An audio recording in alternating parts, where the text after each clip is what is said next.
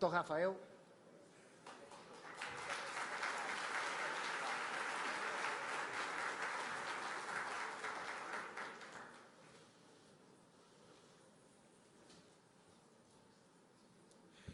Bom dia. Honra enorme estar aqui. Obrigado pelo convite, deputado Eduardo. Só me permite colocar um cronômetro, senão vou me perder. Só um instante.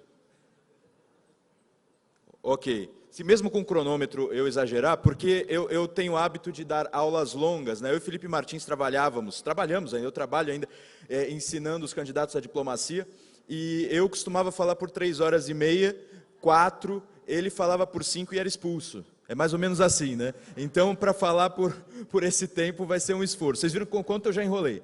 Mas, enfim, muito obrigado pelo convite. É uma honra imensa porque faz um pouco parte da minha história. Eu sinto que cada um de vocês é muito semelhante a mim, em grande medida, porque muitos anos atrás, né, eu comecei a estudar com o professor Olavo de Carvalho em 2003. Em 2003, eu era líder estudantil, eu fui do DCE, não sei se eu vou ser expulso agora, mas eu fui do DCE. Bom, já viram, eu estou desarmado. E em 2003 eu percebi o seguinte, lá na liderança estudantil, como representante de classe, eu participava das reuniões em grandes locais, com todos os representantes da universidade, e aí eu levantava a mão e eu os criticava, mas eu os criticava acho que com palavras difíceis, e eles me aplaudiam. Aí me chamaram para ser parte do DCE, eles não entenderam. Aí eu virei diretor sociocultural do Diretório Central dos Estudantes e propus um projeto de estudo dos clássicos da política, que inclusive é a base até hoje dos cursos para o movimento conservador, né, que está aqui presente.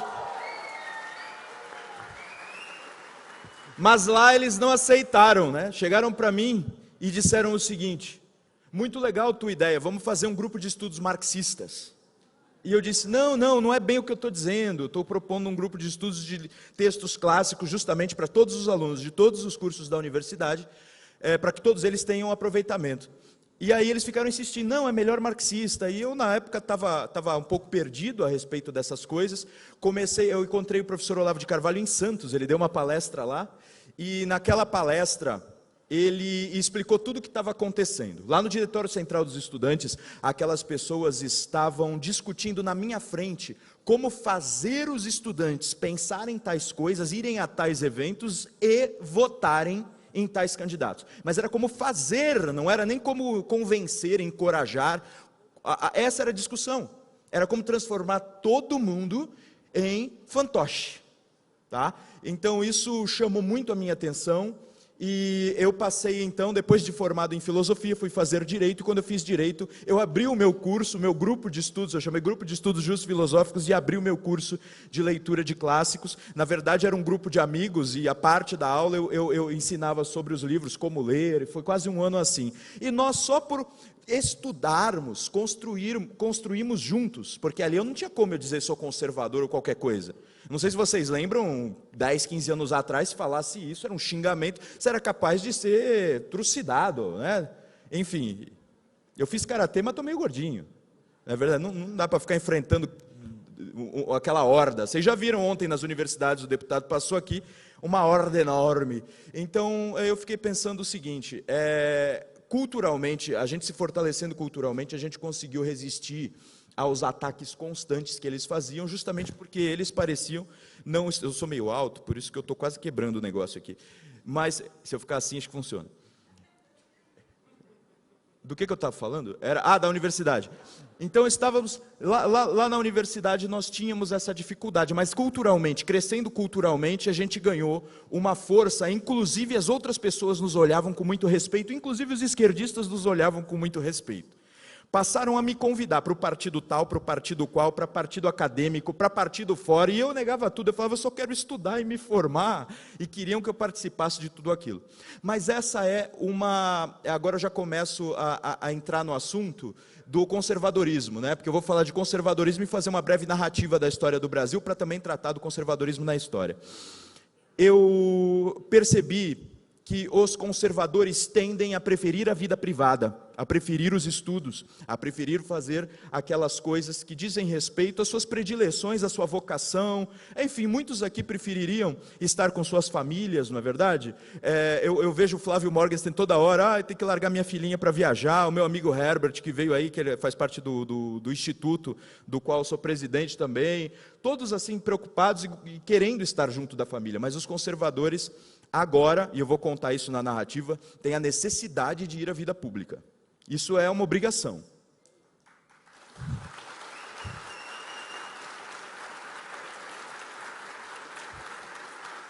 Eu também gostaria de estar em casa estudando os filósofos, ou também caminhando minha vida familiar, mas é mesmo uma necessidade. E muitos me perguntam, já que eu sou professor, vamos tentar explicar algumas dúvidas muito comuns a respeito do que é conservadorismo, e a gente está há muito tempo discutindo isso, né? A gente tem que começar a chegar a algumas conclusões. Eu não vou fazer uma exposição digamos assim, doutrinária, ou uma exposição muito longa, porque o ministro falou perfeitamente aqui, e eu achei muito inteligente a expressão que ele deu ao conservadorismo. Mas algumas dúvidas são muito comuns, né?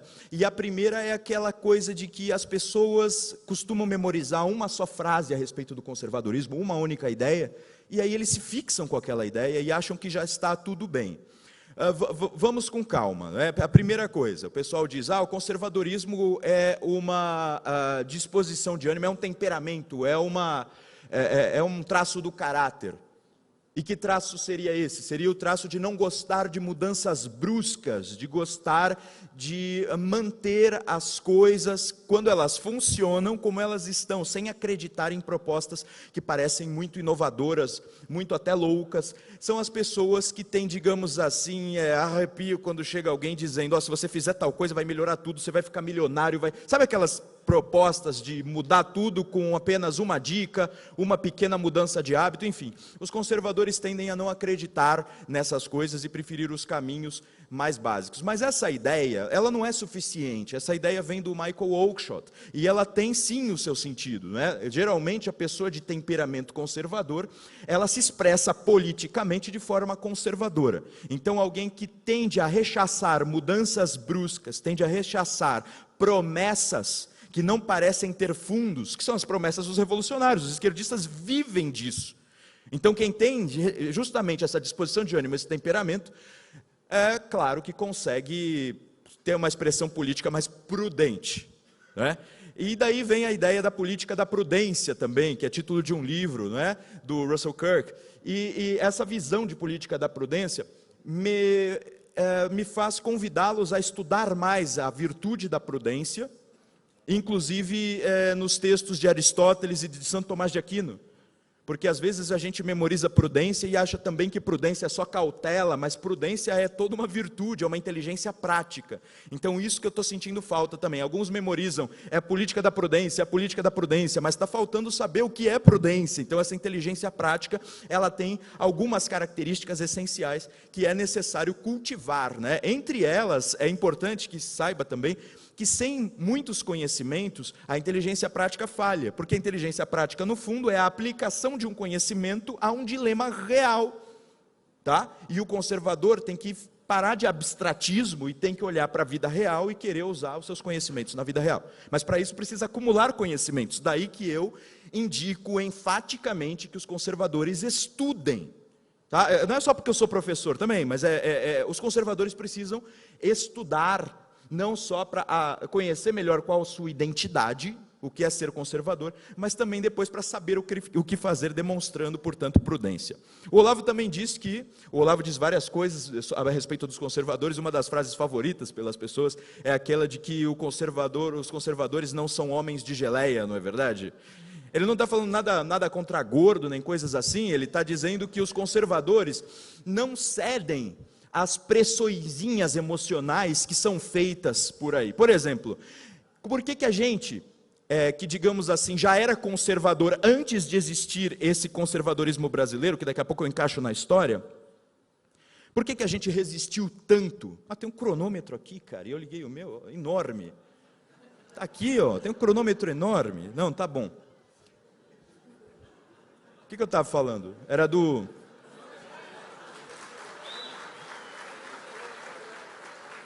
Isso. Por que nós, antes do conservadorismo, nós conseguíamos evitar essas pressões emocionais, pressões de grupo, pressões de violência? Porque justamente não éramos homens de geleia. Vejam só, uma experiência minha mesmo. E lá em 2003, quando eu vi a palestra do professor Olavo de Carvalho, eu cursava filosofia. Eu me formei com 20 anos em filosofia, porque dizia assim, Olavo não tem diploma, eu tenho 2 diplomas de filosofia, e para mim ele foi o meu melhor professor. Tá?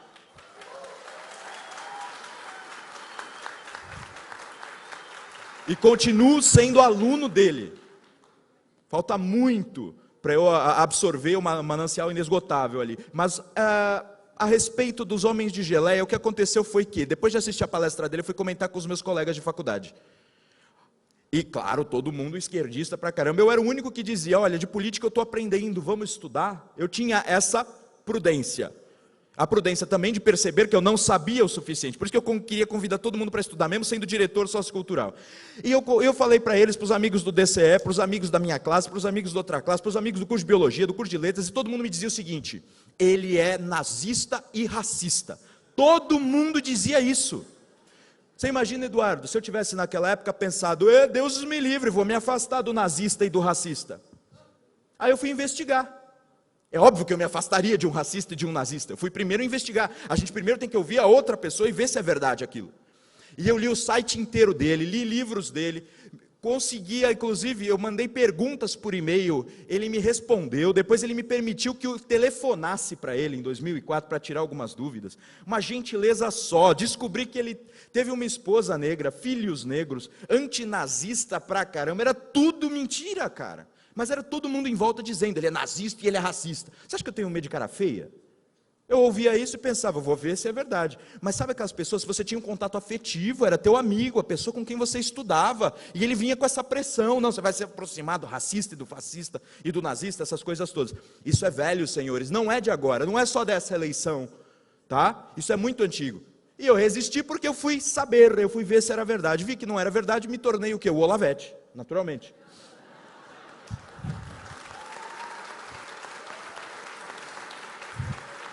Eu sou da época, e esse é outro motivo pelo qual eu digo que nós temos, eu tenho muito em comum com o conservador popular, aquele que é também por disposição, mas tem a vida difícil, os esquerdistas acham, pobre de direita, não sei o que. Eu trabalhava das 7 da manhã, saía quase 5 e pouco da manhã, só terminava de trabalhar às 22, chegava, às vezes queria almoçar lá onde tinha almoço por R$5, e era Olavete. E no Orkut eu fazia parte da comunidade Olavetes de Chevette, que eram os pobres, que queriam compartilhar livro. Tá, então é uma fase muito interessante. E, enfim, eu acho que está na hora de eu mudar de assunto. Mas sobre conservadorismo tem muitas outras perguntas comuns, né?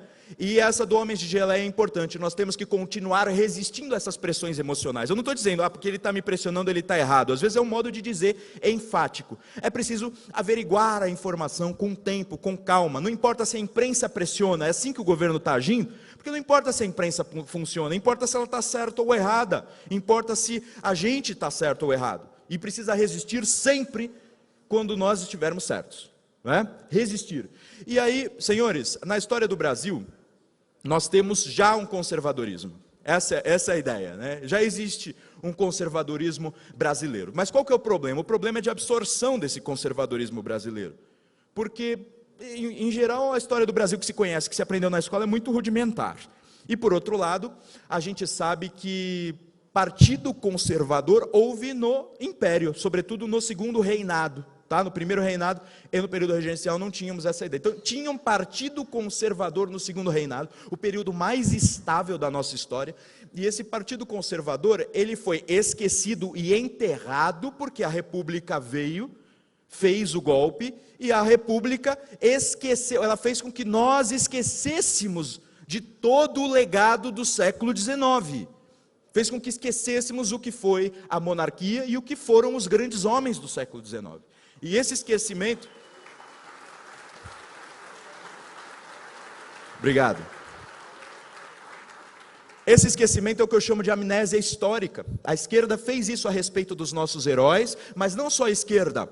Aquela república, recentemente fundada, em 1889, também fez um processo de amnésia, ela conduziu os brasileiros para um processo de amnésia histórica. Os conservadores, naquela época, eles tinham sim um pouco de elitista ou qualquer coisa assim, mas muitos populares eram conservadores. A pauta deles ainda pode nos ensinar, não tem como eu dizer em detalhes aqui, mas basicamente eles defendiam a monarquia, eles defendiam o poder moderador, eles defendiam o Senado vitalício.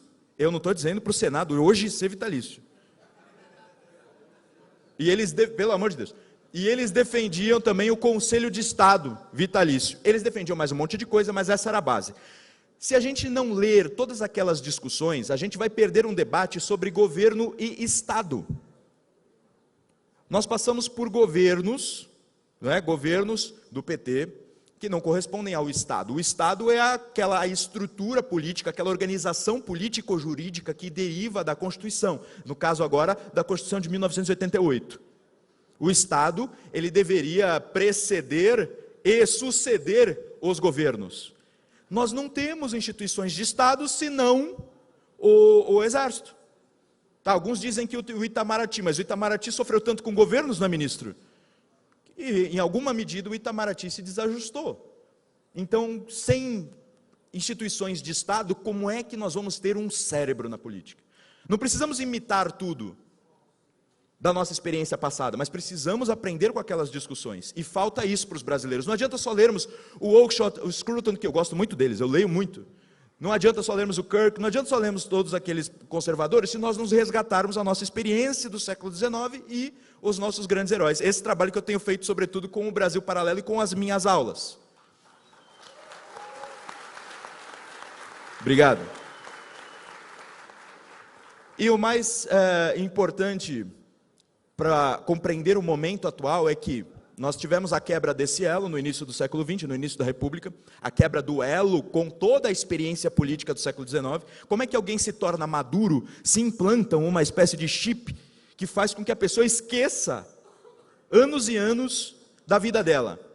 O Brasil esqueceu da experiência política do século XIX, que foi uma experiência em grande medida exitosa. É óbvio que a escravidão era uma porcaria. O José Bonifácio, desde os primeiros dias, defendeu, quando ele inventou o Brasil, porque foi ele que o fez, ele defendeu que a escravidão deveria gradualmente ser extinta. E gradualmente ele falava em 5 anos, ele não falava em décadas. Tá? Infelizmente não foi possível. Mas foi pelas mãos da princesa Isabel que a escravidão acabou. Tá? Sobretudo, óbvio, obrigado, gente, óbvio que houve lutas por parte dos libertos, houve lutas por parte daqueles que eram rábulas, advogados, houve lutas jurídicas, mas foi a princesa Isabel que tomou a atitude final e decisiva. Então, o que nós temos que reconhecer aqui? Falta-nos também, para sermos genuinamente conservadores, uma visão brasileira. E, para terminar, que eu estou olhando aqui o tempo e ele está a me pressionar, para compreender o momento atual, além dessas amnésias históricas, dessa amnésia histórica, temos que compreender a amnésia histórica causada justamente pela esquerda que veio depois, né?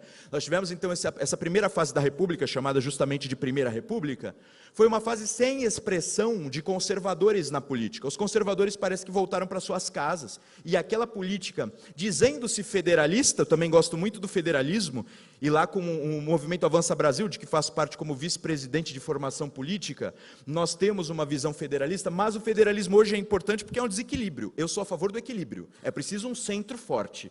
E é preciso também que as regiões sejam fortes. Não adianta enfraquecer o centro, porque isso dá errado. A nossa experiência política mostra, estudem o período regencial. Tá? Então é preciso equilíbrio. Essas discussões são antigas, né? Século XIX, tá vendo? A gente precisa resgatar. Eles experimentaram o federalismo e justamente tentando aumentar o poder dos estados, as oligarquias locais tomaram os poderes. Então foi uma política oligárquica, só os mais ricos e os mais fortes que tomaram o poder. O conservador popular se escondeu naquele momento. não é verdade? E quando a gente vai chegando para a era Vargas, aí nós tivemos um ano só de eleições e de debate público, que foi o ano de 1934, porque em 1900 que ele fez a Constituição, em 1935 ele já impôs uma ditadura. Posteriormente, uma ditadura, claro, teve razão, houve a chamada intentona comunista, né? Eles foram tão geniais que foram começar o movimento deles perto do exército e matando soldados. Genial, genial, né? Isso foi coisa do Luiz Carlos Prestes, que só tirava 10, está vendo que nem sempre isso funciona? Só tirava 10, aí foi treinado pela Rússia, veio aqui e resolveu fazer ali. Qual é o primeiro passo? Vamos fazer ali na Urca e vamos matar soldado. Genial, genial. Aí foi contido, aquilo lá, acabaram. Só que aí o Vargas passou a ficar usando essa desculpa para implantar cada vez mais ditaduras. Posteriormente, depois da era Vargas, quando começa em 1946 uma nova Constituição, nós temos um período conhecido por uma república liberal ou república populista. A visão paulista, né, da USP é mais república populista. A visão do Itamaraty, né, da UNB, é república liberal. E naquela fase nós tivemos, sim, uma expressão política, que foi a expressão da UDN. E a UDN, tendo naquele momento concentrado aí as forças, os movimentos de direita, ela teve um papel extremamente importante, mas ainda assim todas aquelas dificuldades não foram superadas. Quando tiveram um candidato presidenciável, que foi justamente o Jânio Quadros, ele se mostrou um traidor, e até meio doido, né? Eu falei lá no vídeo do Brasil Paralelo que eu acho ele um pouco doidão. Mas não funcionou. E o Lacerda, que estava crescendo passo a passo, tinha se tornado governador, provavelmente ia ser um candidato presidenciável, não conseguiu o tempo para ter espaço, e a Revolução Comunista, de fato, estava cada vez mais forte. O Brizola estava lá enlouquecido, tinha arma vindo de Cuba, não tinha o que fazer. Tava o João Goulart, quando assume, porque o Jânio Quadros renuncia, a coisa fica crítica. O povo vai às ruas. Era necessário uma medida de força contra força. Aí o pessoal diz, mas foi um golpe, porque o João Goulart ainda estava no Brasil, e a regra era que ele só poderia ser considerado vago o cargo de presidente da República se ele tivesse saído. Cara, ele foi para o Rio Grande do Sul se unir com o Brizola, com uma espécie de milícia armada com arma de Cuba, velho. Como é que tu vai dizer que isso aí era desnecessário? Era necessário fazer alguma coisa, é óbvio. E aí foi feito com a anuência do parlamento, da população, ninguém reclamou, foi feito, e é implantado o regime civil-militar. Eduardo, geralmente os jornalistas quando me ligam, eu não sei se é por má fé, por ignorância, eles me ligam e falam, você é revisionista, ou aparece no jornal revisionista. Esses dias disse que não foi ele, que foi uma revisão. Mas geralmente aparece revisionista. E eu fico pensando, cara, esse negócio de que não foi uma ditadura militar, foi um regime civil-militar, eu li num dos livros mais recentes sobre o período, escrito pelo Daniel Arão, que era um stalinista.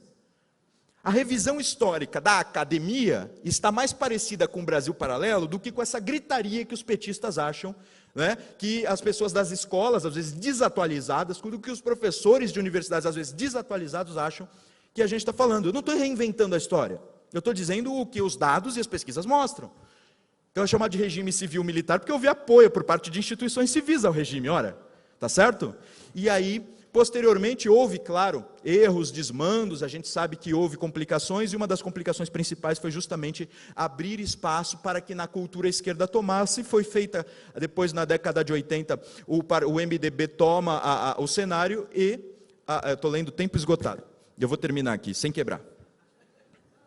O MDB toma o cenário político e nós temos aí a Constituição de 1988, que foi feita pelos chamados heróis da luta contra a ditadura, cara. Aí você percebe o seguinte, bom, eu acabei de dizer, eles de fato cometeram erros, alguns militares se sentindo ali muito a autoridade, foram autoritários, alguns erraram, mas muitos acertaram, e muitos que morreram naquela ocasião, que são computados como mortes, a gente devia computar assim, como mortes injustas, tem que dividir. E as mortes, já vai um jornalista escrevendo no jornal, né? Professor de extrema direita defende que ditadura matou foi pouco. Não foi isso. Eu estou dizendo que se você está em confronto, o cara é guerrilheiro, está na guerrilha, está no Araguaia lá, confronto, o cara já matou soldado pra caramba, torturou soldado para descobrir as coisas. No confronto eles morreram, calma aí, cara. Está entendendo? A coisa tem a sua razão de ser. E aí o que acontece é que, porque ia morrer um ou outro, e se eles implantassem ainda o regime comunista, aí sim vocês iam ver o que era a ditadura, cara. Não é verdade? E aí depois o que nós temos? Foi um período, assim, esse período a partir de 88, parece que o povo realmente foi para suas casas achando agora está tudo bem, o Brasil está nas mãos dos democráticos, está nas mãos daqueles que lutaram contra a ditadura. E parece que política saiu de moda, ninguém mais falava de política. Eu, na escola, quando eu estudei, falar de política era ser o chato, o pentelho, cala a boca, não fala disso. E, de repente, eles estão tomando tudo e fazendo uma revolução comunista de novo, raios. Não é verdade? Aí a gente, quando parece que o Brasil está acordando, só acorda também porque o professor Olavo de Carvalho vai ficar repetindo o tempo inteiro que estava acontecendo. Um deputado federal, lá do Rio de Janeiro, fazendo uma luta em glória, passou a perceber também.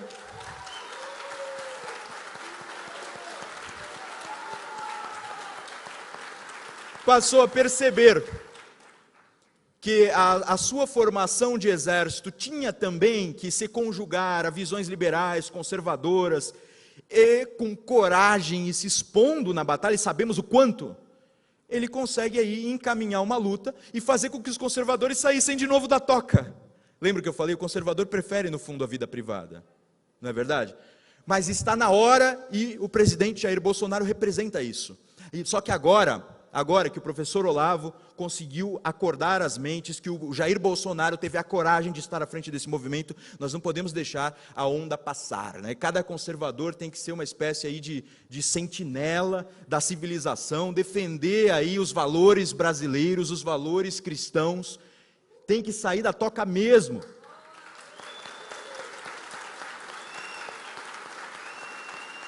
Temos que nos manter constantemente alertas, porque já não se trata mais de defesa, se trata de corrigir um monte de coisa que já foi destruída, se trata do inimigo à espreita. Então, todos precisam se reunir. Eu já disse como, até se reunir para estudar já faz uma diferença enorme, porque você vai ficar muito mais forte emocionalmente e intelectualmente. É preciso se reunir. As redes sociais abriram a ágora desses tempos, né? Se José Bonifácio dizia, o Brasil será, se não for oprimido pelo despotismo, a Atenas da América. Nós temos sim, nas redes sociais, o pessoal diz, mas um monte de idiota fala, é óbvio que um monte de idiota fala, está todo mundo falando, liberdade é isso. Só que nós precisamos, ali nas redes sociais, manifestar o nosso pensamento e ir nos corrigindo mutuamente. Então eu acredito que sim, as redes sociais são a nossa chance de manter a liberdade e o conservadorismo em marcha, tá? Então mantenhamos-nos alerta. Eu só espero que nós consigamos nos estruturar do ponto de vista, né, partidário, que consigamos nos estruturar educacionalmente por meio das universidades, ter as nossas visões presentes, que doutorados sobre anticomunismo sejam permitidos e coisas análogas. Eu ainda vou voltar aqui para esse palco, então acho que eu vou parar de falar mesmo, porque aquele tempo esgotado está me incomodando. Muito obrigado pela atenção e até mais.